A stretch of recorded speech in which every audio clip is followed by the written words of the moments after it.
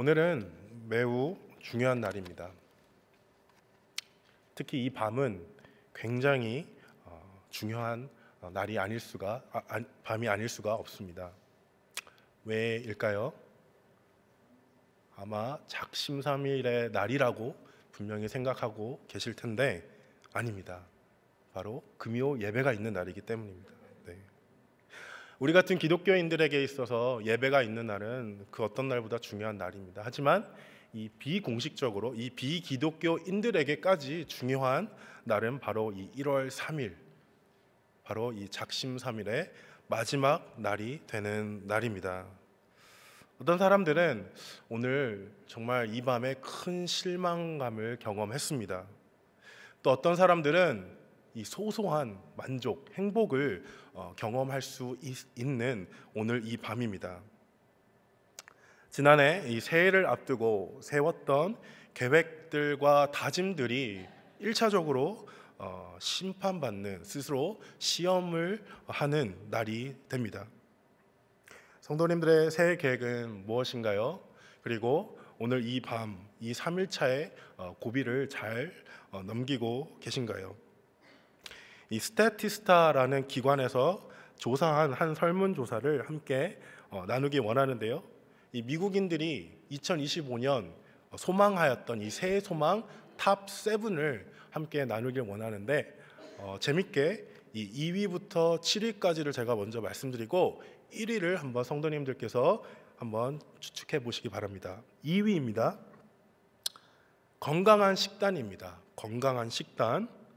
3위, 이 운동량 증가입니다. 운동량을 증가시키는 것. 4위는 체중 감량입니다. 체중 감량. 5번째는 가족과 친구와 시간을 더 보내기. 6번째는 금연입니다. 7번째 마지막은 저지출, 생활 속에서 지출을 줄이자라는 다짐을 하였습니다. 분명히 1위가 될 법한 사항들이 이미 나온 것 같은데 아직 1위가 나오지 않았습니다. 혹시 맞히실 수 있는 분이 계실까요? 네, 한번 스스로 답을 해보시기 바랍니다. 1위는 미국인들이 2025년 이 스타티스타라는 기관이 한 설문조사에 의한 결과로 미국인들이 2025년 가장 많이 소망한 새해 계획은 무계획입니다. 계획을 세우지 않는 것입니다. 참 재밌는 결과가 아닐 수가 없습니다. 저도 사실 새해 계획을 세우지 않았습니다.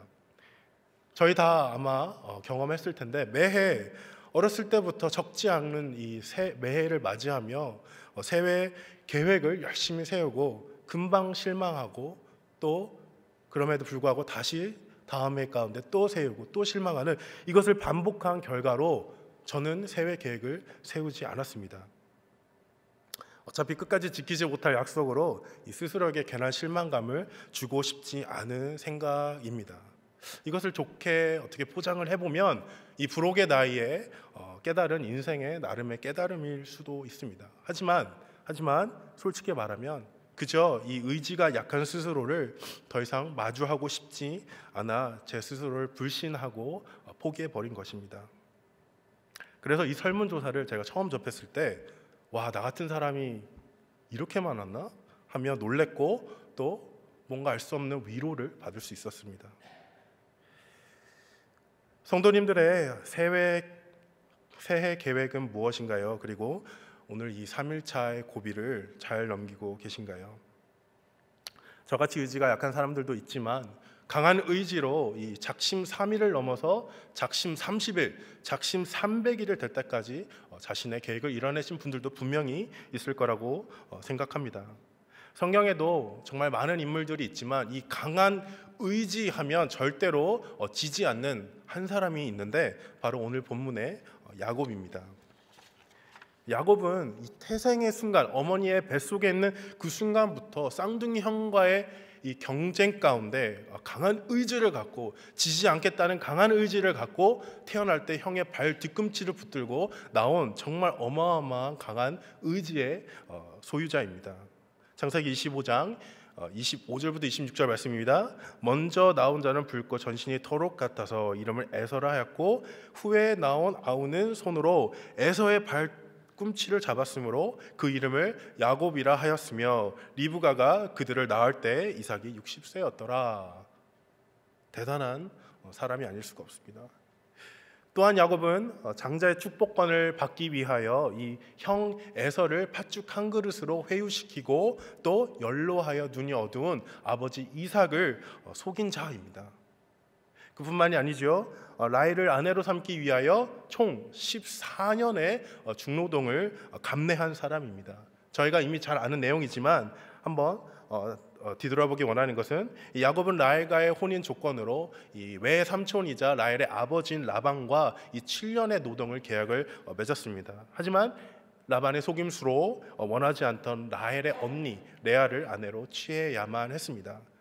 포기할 법도 한데 포기하지 아니하고 또 한 번의 7년의 세월을 보내며 끝끝내 이 라헬을 아내로 맞이하는, 내가 정말 첫눈에 반한 이 사랑하는 여인 라헬을 내 아내로 맞이하는 이 쾌거를 이룬 강한 의지의 사나이가 아닐 수가 없습니다.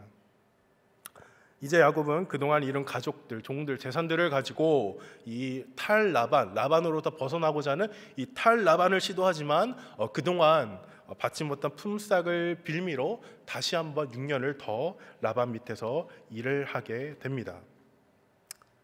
7년 더하기 7년 더하기 6년 총 20년을 버텨낸 강한 의지의 그런 야곱에게도 결국 좌절의 순간이 오게 되는데 바로 오늘 본문의 바로 2장 전인 31장의 내용입니다.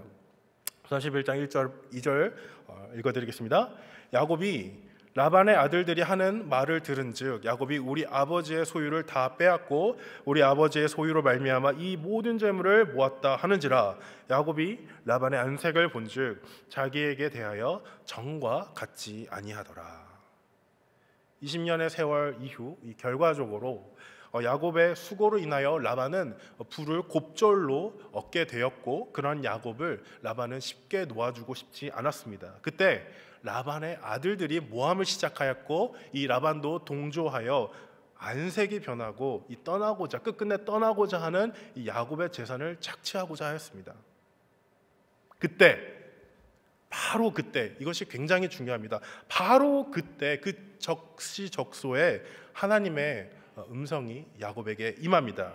31장 3절 말씀, 여호와께서 야곱에게 이르시되 내 조상의 땅 내 족속에게로 돌아가라. 내가 너와 함께 있으리라 하신지라.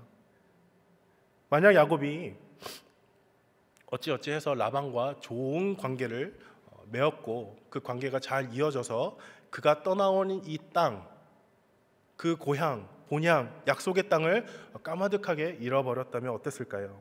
행여 그랬다면 야곱은 이 이방 땅에서 꽤 부한 자로, 성공한 자로 자신의 의를 드러내며 그랬거나 아니면 계속적으로 이 평생 동안 라반의 소나기에 잡혀서 노예와 같이 살았을 것입니다.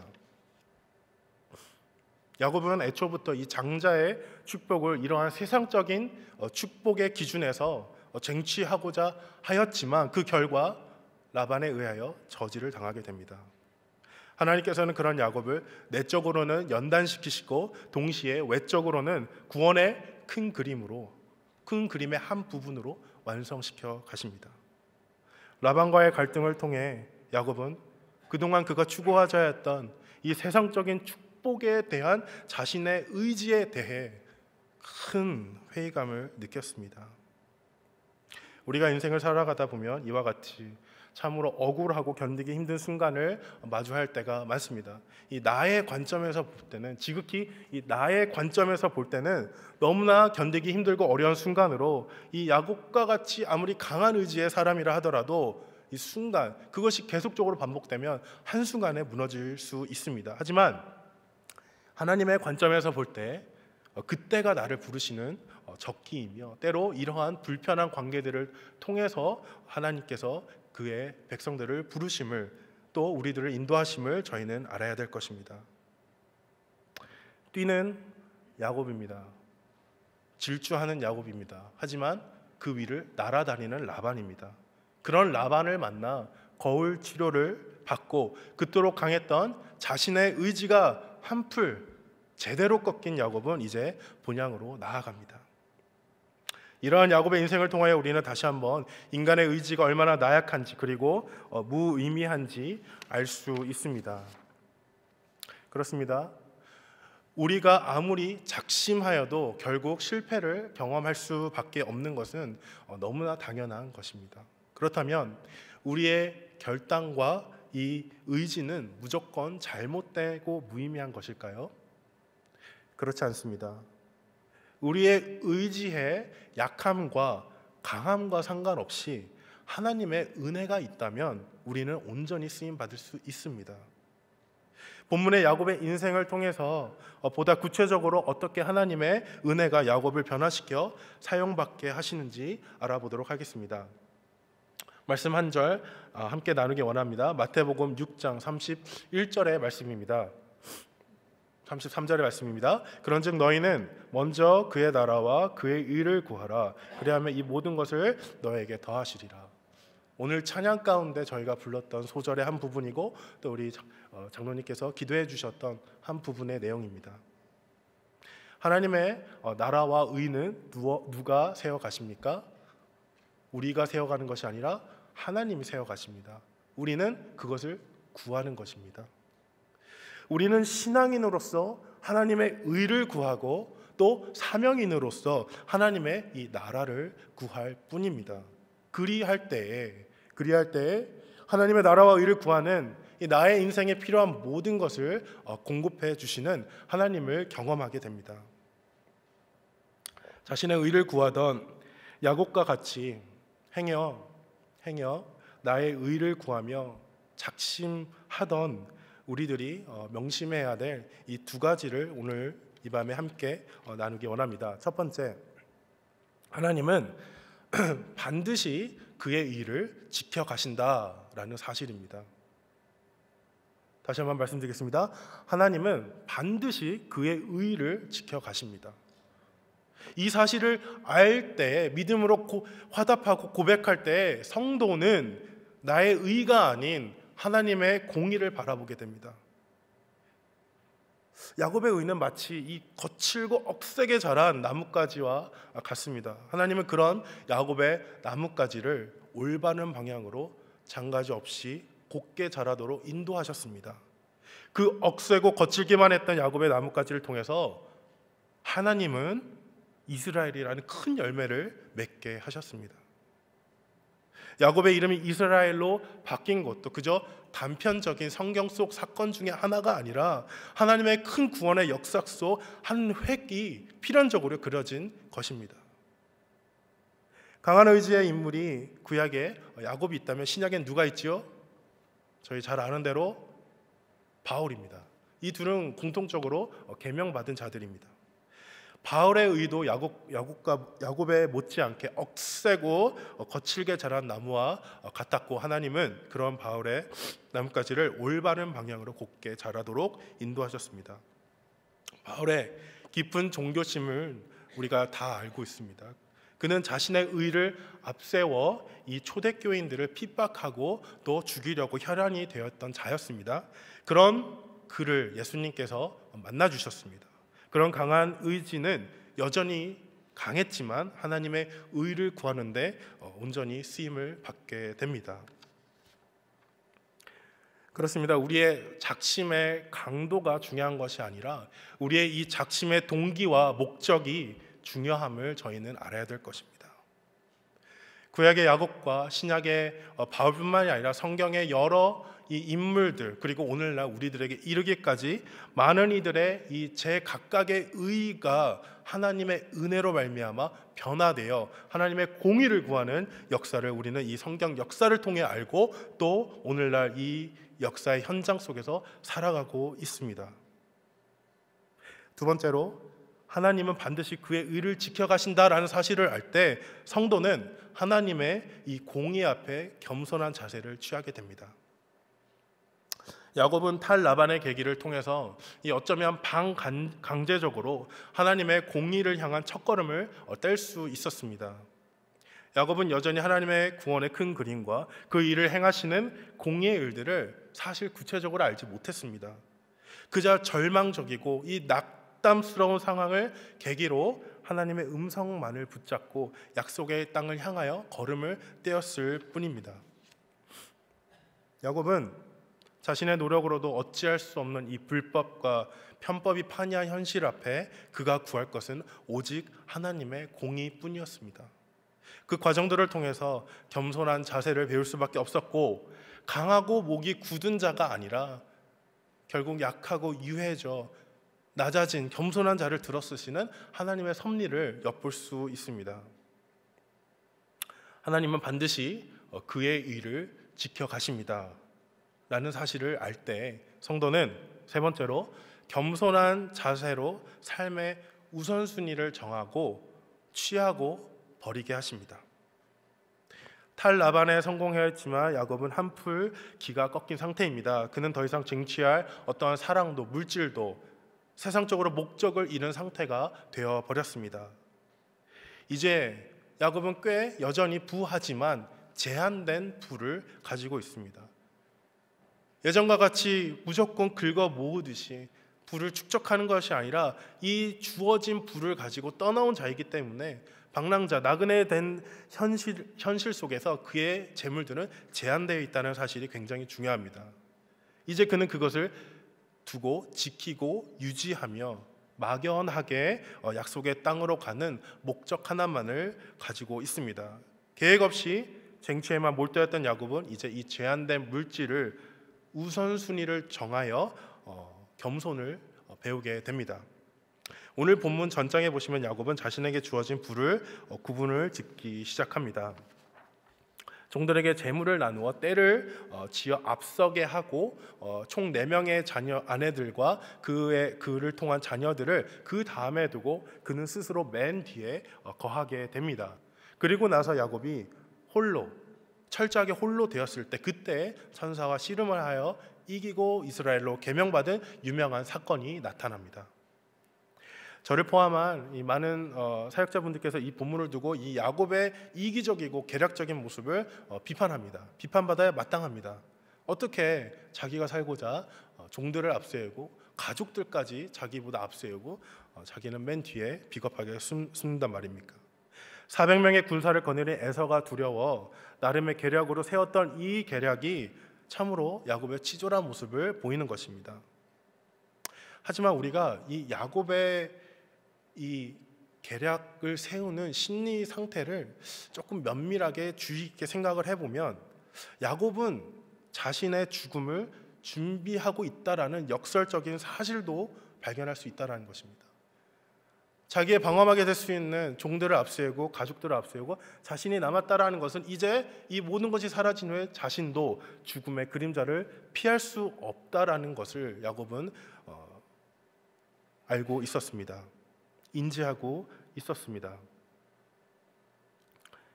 야곱이 자신의 인생에 주어진 것들을 그 것들의 우선순위를 정하고 자신을 가장 위에 가장 귀한 것으로 두는 것은 솔직히 인간의 본능일 수밖에 없습니다. 이런 자아를 중심으로 죄성이 틈을 타 이기주의가 생겨나고 복음을 통해서 이타성이 생겨나는 것입니다. 우리들의 인생도 이와 같습니다. 젊은 시절에 본능적으로 더하기 위하여 살았고 이 중년의 나이에는 유지하기 위하여 살아가지만 끝내 누구 한 명도 빠짐없이 죽음을 맞이할 수밖에 없는 우리 모두의 인생입니다. 앞서 소개해드렸던 새해 소망 이 설문조사에서도 그 결과를 봐서도 저희가 알 수 있듯이 자기 자신을 위한 새해 소망이 다분하고 그 중에 한 개 정도 가족과 시간을 더 보내기 이런 것들이 있는 것을 저희는 알 수 있습니다. 농담처럼 말했지만 이 새해 소망을 세우지 않는 것도 이 스스로를 보호하고자 하는 스스로가 귀하기 때문에 이것을 지키고자 하고자 하는 이 무의식적인 행위입니다. 우리는 모두 야곱과 같은 자아를 가지고 살아가고 있는 것이 현실이고 오직 복음을 통해서만 이 자아라는 울타리를 초월합니다. 또한 우리는 하나님의 공의를 바라며 살아가는 성도로서 겸손한 가운데 자족하며 하나님의 뜻을 따라 우리의 인생을 조금씩 소비해 갑니다. 그러한 인생을 통하여 하나님께서는 반드시 하나님의 의를 세워가심을 기억하시길 주님의 이름으로 권고드립니다. 이제 작심삼일의 날 우리가 명심해야 될 두 번째 사항은 바로 하나님은 그의 나라를 확장해 가신다. 하나님은 그의 나라를 확장해 가신다. 너무나도 익숙하고 많이 들었단 말이지만 사실입니다. 이 시간에도 하나님은 우리와 상관없이 하나님의 나라를 확장해 가십니다. 그 사실을 알고 믿음으로 고백하는 성도는 하나님을 쫓아 그 사명을 따라 살아가게 됩니다. 야곱에게 있어 천사와의 씨름을 통해 계명받은 사건은 야곱이 그저 인간적으로 승리했다는 것만을 뜻하지 않습니다. 하나님을 이긴 야곱의 구도를 그나마 비슷하게 설명할 수 있는 것은 이 부모와 자식 간의 관계의 구도입니다. 자식 이기는 부모가 없다는 옛말을 저희 모두는, 부모님들이 많이 계신데요, 저희 모두는 알고 있습니다. 무슨 뜻입니까? 자식이 막 부모를 힘으로 압제하기 때문에 우리 부모가 자식을 이길 수 없다라는 뜻이 아니지요. 저희는 그것을 잘 알고 있습니다. 부모는 자식을 이길 필요가 없는 존재이기 때문에 결국 자식들을 위해 희생한다라는 뜻이 내포되어 있는 속담입니다. 야곱은 이 겨자씨만한 믿음을 가지고 하나님의 음성을 쫓아 약속의 땅으로 구체적인 목적 없이 나아가는 자였습니다.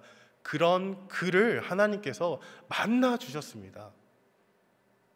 만나 주셨다라는 것이 매우 중요한 사실입니다. 야곱은 그의 모든 세상적인 부를 소비될 것으로 앞세우고 결국에 홀로 되었을 때 하나님은 그를 만나 주십니다. 그런 그와 씨름을 해주신 하나님은 이 야곱의 성향과 마음 상태를 사려 깊이, 인간이 보지 못하는 관점으로 사려 깊이 감찰하사 야곱의 영혼의 언어로 만나 주신 사건이 된다는 것입니다.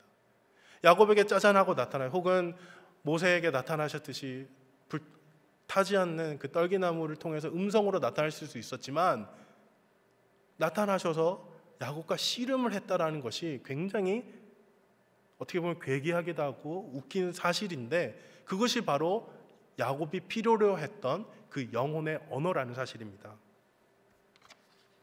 야곱은 이 강한 의지가 들끓는 사람이었습니다. 하지만 몇 번이고 작심을 하고 그 고통과 어려움을 감내하여도 수없이 반복되는 그 현실의 어려움 앞에 하나님의 미세한 음성을 듣고 나아가는 그때에 아직도 들끓는 이 자아를 하나님은 나타나셔서 씨름이라는 그 육체적인 노고를 통해 위로를 해주시는 놀라운 사건입니다.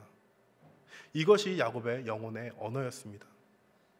바울은 어떠했습니까? 다메섹에서 예수 그리스도를 만나 눈이 머는 이 사건이 상징적으로 그가 눈에 보이는 율법을 쫓아 열정적으로 그 의를 쫓아 종교적인 열심을 위해 살아갔지만 복음에 눈을 뜬다라는 그 바울의 영혼의 언어에서 하나님이 만나 주신 것입니다. 우리의 인생이 다 다르기에 우리 각자의 영혼의 언어가 있을 줄 압니다. 아무리 사랑하는 사람과 결혼을 하여도 그 영혼의 언어를, 서로의 언어를 모르기 때문에 많은 갈등을 겪는 것이 현실입니다. 그래서 누군가가 누군가를 온전히 이해한다라는 것은 굉장히 위험한 발언이고, 또 누군가를 온전히 믿고 따른다라는 것도 굉장히 위험한 행위가 아닐 수가 없습니다. 오직 우리들의 공통된 언어는 창조주 하나님의 형상입니다.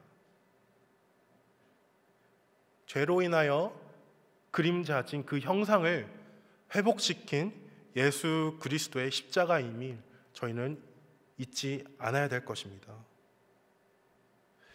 야곱은 알았습니다. 이름 모를 이 사람과 씨름하고자 처음 힘을 딱 맞대었을 때 이 자는 이 세상의 존재가 아니다라는 것을 야곱은 알았습니다. 야곱은 알았습니다. 이 다른 차원의 힘을 자신은 결코 이길 수 없고 이제 이곳에서 홀로 죽을 수밖에 없다는 것을 알았습니다. 그렇게 야곱은 그동안에 수많은 적신 가운데 삼켜왔던 인생의 쓴물을 불순물을 쏟아내들 울분을 토하며 죽을 각오로 씨름에 임했을 것입니다. 그리고 야곱은 알았습니다. 그가 그토록 방황하며 바랬던 이 장자의 축복이 아닌 그 축복의 원천이신 하나님께서 그에게 친히 내려오사 자신을 만나주시고 자신이 꼭 필요로 했던 이 영혼의 언어로 관계해 주신 사실을 알았습니다. 야곱은 알았습니다. 친히 내려오사 만나주시고 자신의 언어로 관계해 주신 것으로 모자라 승리를 갖게 해주신, 즉 기꺼이 자신에게 져 주신 하나님의 은혜를 알았습니다. 야곱은 알았습니다. 친히 내려오사 만나주시고 자신의 언어로 관계해 주시고 승리하게 해주시고 그 증거로 속이는 자의 뜻을 가진, 평생 불러진 그 속이는 자의 부정적인 이 뜻을 가진 자신의 이름을 대반전으로 바꾸사 불러주신 하나님을 알았습니다. 돌아온 탕자의 기대를 뒤통수 맞듯이 180도 반전시킨 이 아버지를 야곱은 만났습니다. 이제 하나님 아버지께서 자신의 삶을 통해 무엇을 진정으로 이루기를 원하시는지 야곱은 알았습니다. 이제 야곱은 왜 하나님께서 그를 약속의 땅으로 부르시는지 알게 되었는데, 바로 그곳이 하나님께서 부르시는, 즉 하나님의 존재가 계신 곳이라는 것을 깨달았습니다. 무엇을 뜻합니까? 어느덧 야곱은 사명자로 탈바꿈하게 됩니다. 창세기 32장 30절 말씀입니다. 그러므로 야곱이 그곳 이름을 브니엘이라 하였으니 그가 이르기를 내가 하나님과 대면하여 보았으나 내 생명이 보존되었다 함이더라. 이 말씀이 뜻하는 바가 무엇입니까? 야곱은 알았다라는 것입니다. 그가 이겨서 내가 이겼다, 나는 하나님을 이긴 자다라고 프라이드 가는 것이 아니라 정반대의 모습, 겸손한 자의 모습. 하나님이 나를 위해 져주셨다, 하나님과 내가 대면하여 보았으나 내 생명이 보존되었다, 이 은혜를 깨달았다라는 것입니다. 하나님은 이렇게 그의 나라를 확장해 가십니다. 이 사실을 알 때 성도는 사명을 쫓는 자로 죽음을 두려워하지 않게 됩니다. 사병자가 된 야곱에게 나타난 중요한 현상 중 하나가 바로 이 죽음을 두려워하지 않게 되었다는 것입니다. 전장의 창세기 32장 7절 8절의 말씀에 보시면 야곱이 신이 두렵고 답답하여 자기와 함께한 동행자와 양과 소와 낙타를 두 떼로 나누고 이르되 에서가 와서 한 떼를 치면 남은 한 떼는 피하리라 하고, 두려운 것입니다. 답답한 것입니다. 자신이 가진 최선의 방법을 통하여 자신을 보호하고자 하지만 여전히 두렵고 답답한 것입니다. 알 수 없는 미래와 죽음 앞에 두려운 마음에 답답한 심정으로 자기만의 방법으로 자기 자신을 지키려 했던 야곱은 이 하나님의 은혜로 변화되게 됩니다. 어떻게 변했나요? 33장 1절입니다. 야곱이 눈을 들어보니 에서가 400명의 장정을 거느리고 오고 있는지라 그의 자식들을 나누어 레아 라헬 두 여종에게 맡기고 여종들과 그들의 자식들은 앞에 두고 레아와 그의 자식들은 다음에 두고 라헬과 요셉은 뒤에 두고 자기는 그들 앞에 서 나아가되 몸을 7번 땅에 굽히며 형 에서를 가까이 하니, 그가 방어벽으로 두었던 가족과 종들을 해치고 나아가 자신을 죽이려는 에서 앞에 죽음을 무릅쓰고 나아간 것입니다. 그리고 에서에게 낮고 낮은 자세로 마치 하나님을 대하듯이 높이기 시작합니다.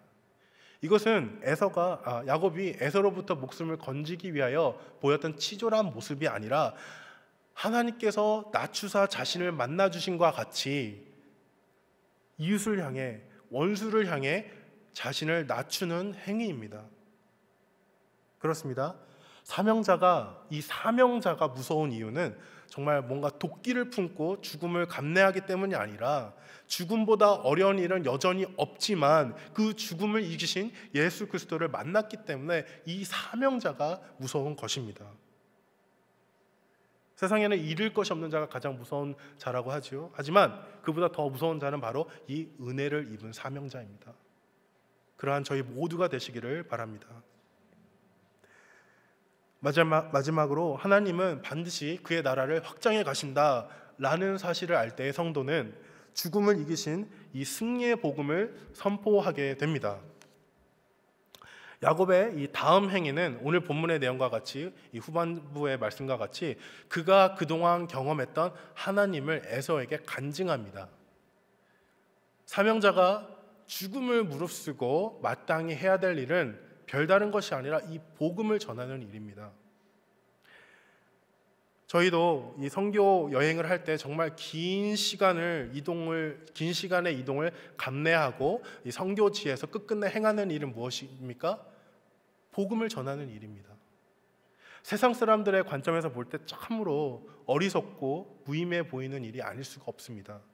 하지만 이 하나님의 관점에서 볼 때 이 복음을 들고 나아가는 자의 발걸음이 매우 귀합니다. 많은 시대에 이들이 그랬고 저희도 그들을 통하여 복음을 접하였고 저희도 그러한 마음으로 이 복음을 들고 나아갈 것입니다. 선교지에서 뿐만이 아닙니다. 우리의 가정에서, 직장에서, 삶의 터전에서 마땅히 행해야 되는 일은 이 복음을 전하는 일입니다. 그 일은 우리의 입술의 언어를 통하여, 손과 발의 언어를 통하여, 특별히 가정에서 드리는 이 기도를 통하여, 그 모습을 바라보는 우리의 자녀들을 통하여, 또한 직장과 사업체에서 그리스도인으로서 이 작은 매너를 보임을 통하여 행해지는 일입니다.